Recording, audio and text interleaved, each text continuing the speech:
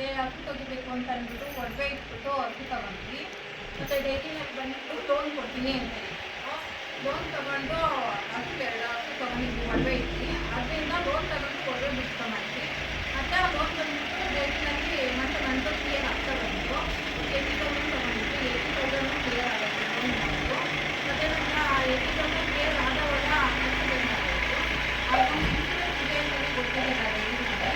45 ತಾರೀಕಿಗೆ ಆವತ್ತೈದು ಇನ್ಶೂರೆನ್ಸ್ ಇದೆಯಮ್ಮ, ನಿಮಗೆ insurance clear ಆಗುತ್ತೆ ಅಂತ ಹೇಳಿದ್ರು. 5ರಿಂದ ನಂದು 50,000 ಇನ್ಶೂರೆನ್ಸ್ ಬಂದಿದೆ. ಈಗಲೂ ನಾವು ಕಂಟಿನ್ಯೂಸ್ ಹಾಳಾಗ್ತಾನೆ ಇದ್ದೀವಿ. ಮುಂದೆ ₹1 ಕೂಡ ಕಟ್ಟಿಲ್ಲ ನಾನು ಇದಕ್ಕೆ. ಇದು ಬರುತ್ತೆ ಅಂತಲೂ ನಾನು ಅಂದ್ಕೊಂಡು ಇರಲಿಲ್ಲ. ಇಷ್ಟು ಅಮೌಂಟ್ ಬಂದಿದ್ದಕ್ಕೆ ನಾನು ಒಂದು ಸ್ವಲ್ಪ ಅವಾಗ ಇದು ಆಕ್ಸಿಡೆಂಟ್ ಆದಾಗ ಅಮೌಂಟ್ ಸಾಲ ಮಾಡಿದ್ವಿ, ಅದನ್ನ ಕ್ಲಿಯರ್ ಮಾಡ್ಕೊಂಡ್ವಿ ಈ ಅಮೌಂಟ್ನ. ಇವಾಗ ನಿಮ್ಮ ಹತ್ರ ಡಿಡಕ್ಷನ್ ಆ ಥರ ಏನೋ ಮಾತಾಡ್ತಾರೆ, ನಿಮ್ಮ ಹತ್ರ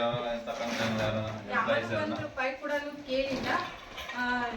ನಾನೇ ಟ್ಯಾಂಕ್ಸ್ ಹೇಳಿದೆ ಅವರಿಗೆ, ಈ ಥರ ಹೆಲ್ಪ್ ಮಾಡಿ ಕೊಟ್ಟಿದ್ದೀರಾ ಅಂತ ಅಂದ್ಬಿಟ್ಟು ಟ್ಯಾಂಕ್ಸ್ ಹೇಳಿದೆ ಅವರಿಗೆ. ನಿಮ್ಮ ಅಕೌಂಟ್ಗೆ ಎಷ್ಟು ಬಿತ್ತಕ್ಕ ಅಮೌಂಟ್? 50,000 ಕರೆಕ್ಟಾಗ ₹1 ಕೂಡ ಕಮ್ಮಿ ಇಲ್ಲ, ಕರೆಕ್ಟಾಗಿ 50,000 ಬಿತ್ತು. ನಾನು ₹1 ಕೂಡ ರಿಟರ್ನ್ ಮಾಡಿಲ್ಲ ಅವ್ರಿಗೆ. ಇವಾಗ ನಿಮ್ಮ ಹ್ಯಾಪಿನ ಹೆರಿಟೇಜ್ ಇದ್ರಕ ನೀವು ಫಾರ್ಮರ್ಸ್ಗೆ ಏನೆಲ್ಲ ಇಷ್ಟ ಬೀಳ್ತೀರಾ?